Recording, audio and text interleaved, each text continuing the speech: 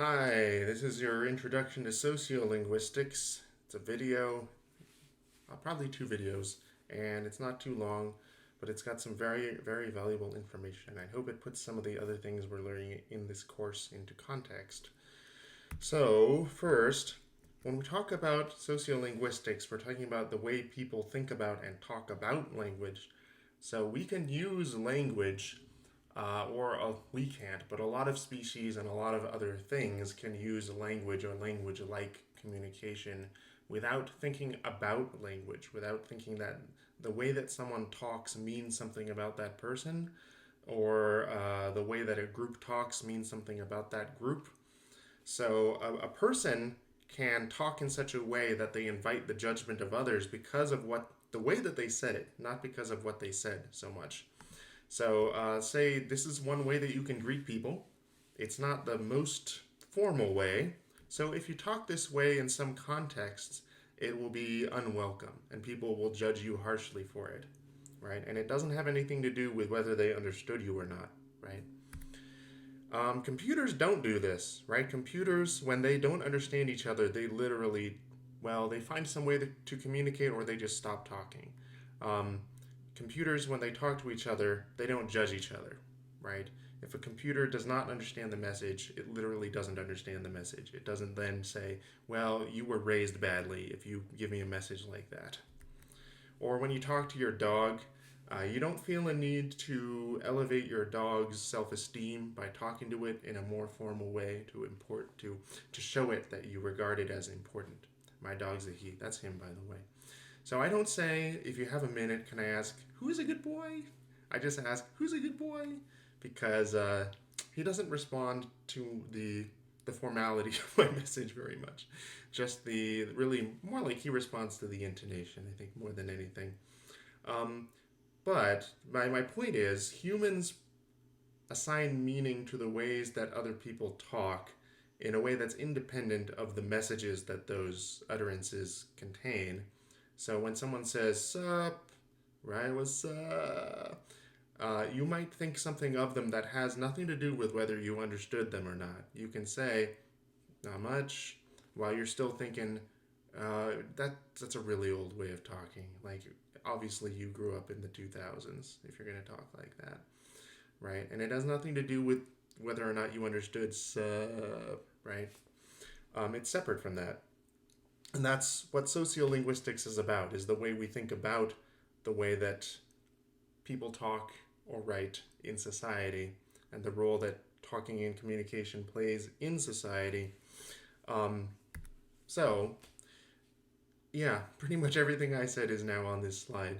So, people notice that the ways other people talk and they cast judgment on them. They judge them well or they judge them badly. Um, so, they will sometimes separate, they will use language that indicates a lack of understanding even when there isn't a lack of understanding, and it's a way of casting judgment on the language variety as being less prestigious. So people will say that's illogical, or how can anyone understand that when they did understand it, and that's how they know that it's not a standard variety, and that's why they judge it that way. It's not really because they didn't understand it. Um, and so language can play a powerful role in society for assigning people into different groups, and some of those groups will be judged prestigious or correct or good, and some of those groups will be judged uneducated or lazy or bad. Um, and it's for reasons that are separate from the characteristics of the language itself, right? So they're not characteristics that a linguist would judge as incorrect or lazy or anything like that, or contrarily prestigious or correct. Um, so, yeah, just to repeat a point from the very beginning of this course, linguistics doesn't judge varieties to be good or bad.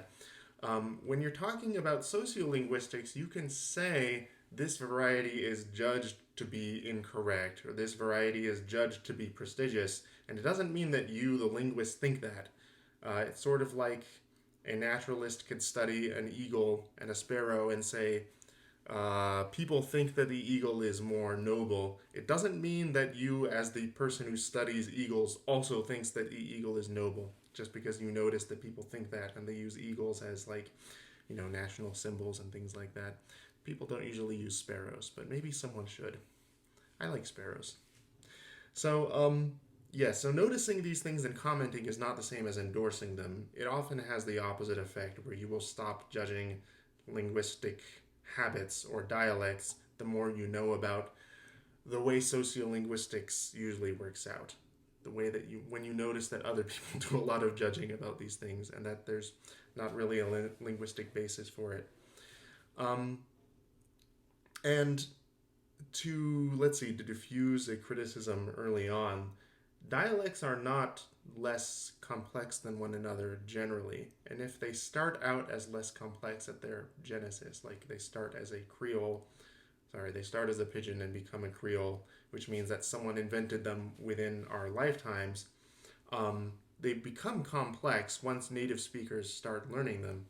Once people start learning them as their native language. So dialects are all about equally complex, and there is an argument that you'll probably hear that some languages are more or less sophisticated than others, but remember that no language had a word for computer before 1800 or so. No language had a word for um, an iPhone before 2007 when they were first releasing the first iPhone. Languages can grow to accommodate new technology and new ideas. And to an extent, a language hasn't done yet. It doesn't show that it can't, right? So there aren't languages that are less sophisticated than other languages. Okay, so let's get some basic terminology out of the way, and a lot of this will be repeated from things that you have heard earlier. So a language is a group, it's the code of words and symbols and rules in people's minds that allow them to communicate with other people who speak the same language. And that sounds a little tautological, but it's true. If you come across someone who you don't understand and doesn't understand you, then you're speaking different languages, right? And within languages are dialects. Dialects are different patterns in the rules that are still mutually understandable, patterns in words and rules that are still mutually understandable. If they are not understandable, then we don't consider them part of the same language, right? And like you've heard before, this definition of dialect makes Swedish and Norwegian dialects of each other, whereas Cantonese and Mandarin Chinese would not be considered dialects by this standard. But one language can have many dialects. That's why dialect is smaller than language in this graph. And then a register. So register might be a new word for you, and it's really not a subcomponent of a dialect. It's not really smaller than dialect because anyone who speaks a language has register. Well, anyone who speaks a language also has dialect, but a dialect can have many registers. A language will always have many registers too. And what is a register? Well, that's what the next slide is for. Register basically means the way you separate communication for one situation from communication in a different situation within the same speaker. Okay, so if you're a native speaker of any language, you know that you talk differently to people that you respect versus people that you don't, and you might have some rules about who you are supposed to respect, like your elders or your teachers, and sometimes the rules for using language with those people will be pretty explicitly set out. It says, for example, don't use this word with your teacher. You have to use this word with your mother. You cannot use this word with your friends, etc. And the different ways you use language in those different situations, meaning those different kinds of conversations, are what we call register.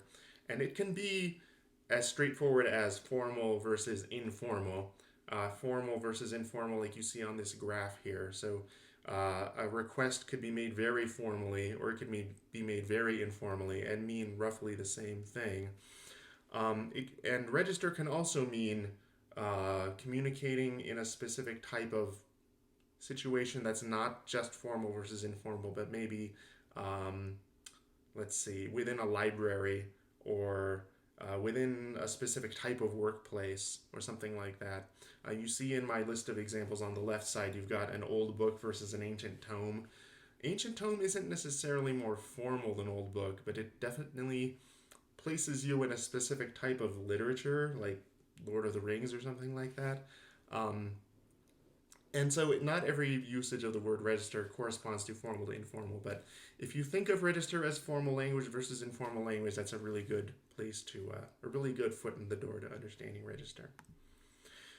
Okay, so I'll continue in the next video.